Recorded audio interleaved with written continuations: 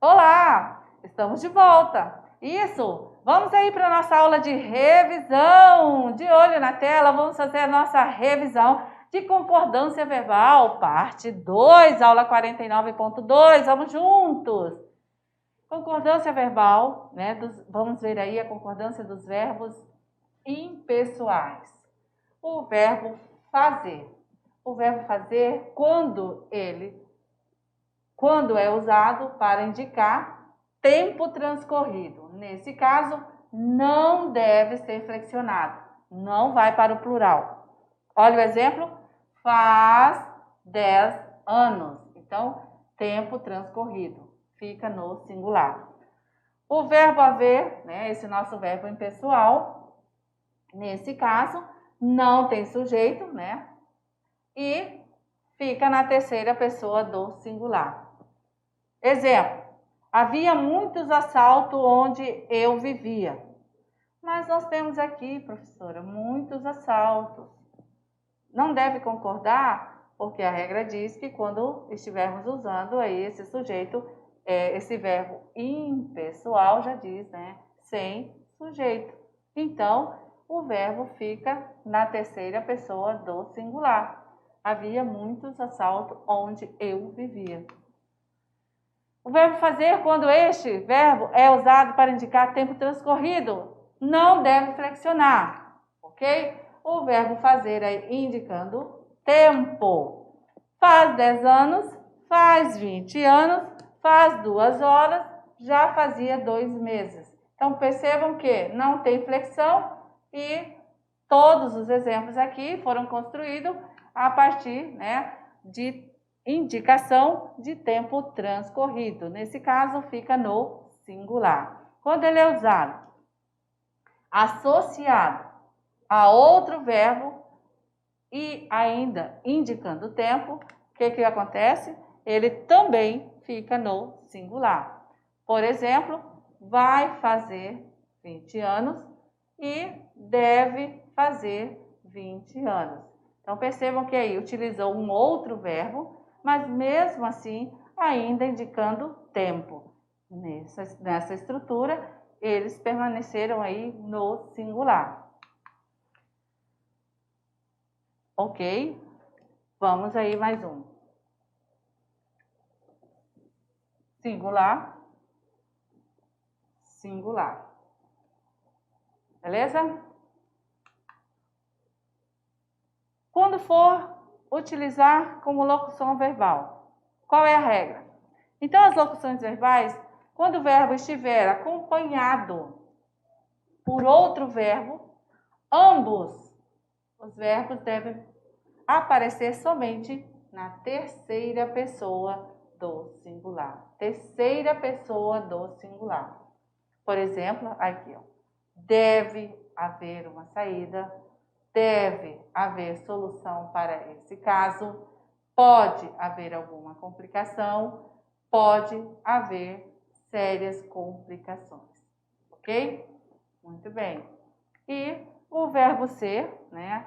O verbo ser, ele concordará com o predicativo do sujeito.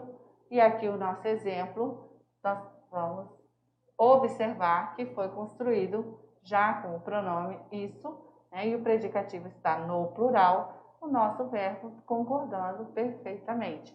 Isso são lembranças inesquecíveis, ok? Muito bem. Segundo caso, se o sujeito ou predicativo for nome de pessoa ou pronome pessoal, o verbo aí concordará com a pessoa. Então, João é as alegrias de sua mãe. Então, concordando com a pessoa, bem de acordo com o que a regra nos diz. O nosso sujeito, né?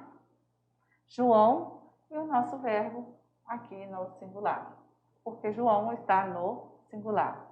Próximo exemplo, os mais conformados somos nós. Nós temos aqui, né, a conjugação, o nosso sujeito é nós, o nosso verbo conjugado concordando com o sujeito em gênero e em número, beleza? E para concluir a nossa revisão, Aqui vamos recordar o uso, né, da expressão. Vamos entender essa expressão haja vista, né, ou haja visto. Tá? Então, nada de ter dúvida. Haja vista é uma flexão do verbo haver. E na terceira pessoa do imperativo afirmativo. O que quer dizer haja vista?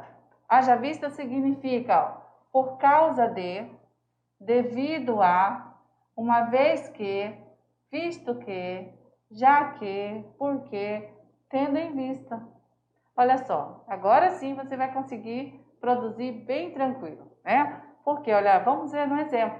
Faremos uma visita a ele, tendo em vista que ele está doente. Vamos usar a expressão agora? Faremos uma visita a ele, haja vista que ele está doente. Não ficou tranquilo? Ficou melhor agora? Muito bem. Próximo exemplo. Acordei cedo, haja vista que terei muitos compromissos. Até soa legal, né? Fica tranquilo. Na expressão haja vista, a palavra vista, ela é sempre variável, ok? Muito bem. Teve dúvida? Corre lá, busca esta aula, tá? E aí, faça os seus estudos. Muito bem. Assim a gente encerra a revisão e se vê lá nas atividades. Valeu? Até lá!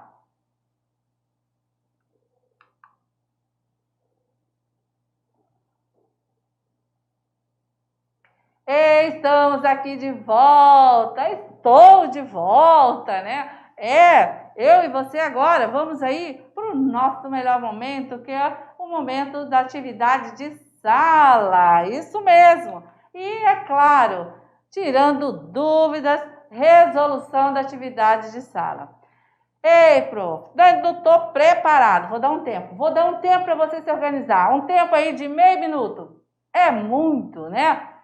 Mas aí, enquanto eu estou aqui, é claro que você aí já deve estar, sim, totalmente preparado, porque você é aluno terceirão mediação e não deixa a peteca cair. Olha esse bordão, né? Fui longe, hein? Pela fé. Vamos embora. Questão número 1. Complete as lacunas de acordo com as opções indicadas. A, nossa paixão, né? Pontinho, pontinho, nossos filhos. E aí o verbo ao lado para fazer vai completar, né, para dar o sentido aí da frase, da oração. Letra B, minha irmã, várias coisas, amiga, companheira e sincera. Letra C, nesse momento, 1 hora. Letra D, já 6 horas da tarde. E daqui até a cidade, 15 quilômetros. Muito bem. Com certeza você conseguiu preencher, né, adequadamente, fazendo o uso aí, né, desses verbos e a sua flexão, a sua conjugação correta, e o seu gabarito ficou, olha só, a letra A, né? Nossa paixão aí são nossos filhos, né? Concordando aí com o nosso sujeito. B, minha irmã né, várias coisas, amiga, companheira, sincera. Letra C, nesse momento, é 1 hora. Né? Então, concordando aí com o numeral. 1 no singular, o verbo permanece no singular. Concorda com o numeral. Letra D, já são 6 horas da tarde. E letra E, daqui até a cidade, né, são 15 quilômetros. Né? Então, concordando aí com o numeral, marcando distância, né? São 15 quilômetros. Beleza? Questão número 2. Assinale a alternativa em que a conjugação do verbo haver desrespeita a norma culta. Letra A. Naquela situação de tensão, os garotos se houveram com muita discrição e elegância. B. Todos eles já haviam vivido situações de tensão semelhantes anteriormente. C. Eles sabiam que deviam haver punições para os que violassem as regras. D. Mesmo assim, os adultos houveram por bem recomendar cautela a todos. E. Dessa maneira, não haveria arrependimento nem lamentos mais tarde. Faltou um pontinho aqui, vamos colocar. Ok. E agora? Assinale a alternativa em que a conjugação do verbo haver desrespeita, né? Não está obedecendo a norma culta. A, B, C, D ou E. Gabarito da questão, letra C. Eles sabiam que deviam haver. Olha aqui, estudamos sobre a locução, né? Em que nós temos o verbo haver. O que acontece? Passa aí para esse verbo também, né? A sua impessoalidade, né? Então, o que acontece? Deveria ter ficado no singular, tá? Então, vamos aqui entender. O verbo haver no sentido de existir, né? Que aí nós vamos voltar na questão. Eles sabiam que devia haver punições para os que violassem as regras. Deveriam saber que existia punições para os que violassem as regras, né? Então, tem esse verbo haver no sentido de existir. Nesse caso, o adequado é deixá-lo aonde? Na conjugação da terceira pessoa e no singular. Então, deveria ficar, eles sabiam que devia haver punições para os que violassem a regra, né? Devia existir punições, sendo o sentido de existir. Atenção, torna-se essencial levar em conta que mesmo acompanhado de um verbo auxiliar, como ocorreu aqui no caso, em questão, ambas as formas permanecem inalteradas, tá? Inalteradas, visto que esse auxílio também assume a posição de impessoal, tal qual o verbo haver. Questão número 3. Sobre o verbo haver, em se tratando de algumas circunstâncias, apresenta-se como impessoal. Diante disso, né? Diante desta afirmação, aponte. Ah, professora, como eu vou apontar? Tá entre aspas. Escreva, tá entre parênteses. Escreva, né? Aponte, escreva suas considerações acerca do que vem a ser impessoal. E cite exemplos de tal ocorrência. Ei, professora, essa foi difícil para responder. Será? Não, tenho certeza que você conseguiu. Olha só, vou dispor aqui o gabarito. Vamos aí, faça a sua correção. Respondendo à questão, tem-se que aqueles verbos que se caracterizam como impessoal trazem aí consigo o fato de não apresentarem sujeito, bem como o fato de sempre se encontrarem demarcados na terceira pessoa do singular. Essa informação master não pode faltar na sua resposta, no seu gabarito, tá? Assim, se tratando de verbo haver, ele se demarca sobre os critérios das seguintes situações. Olha só, vamos lá. O verbo haver, indicando o sentido de existir. Por exemplo, há mais meninos que meninas na sala de aula.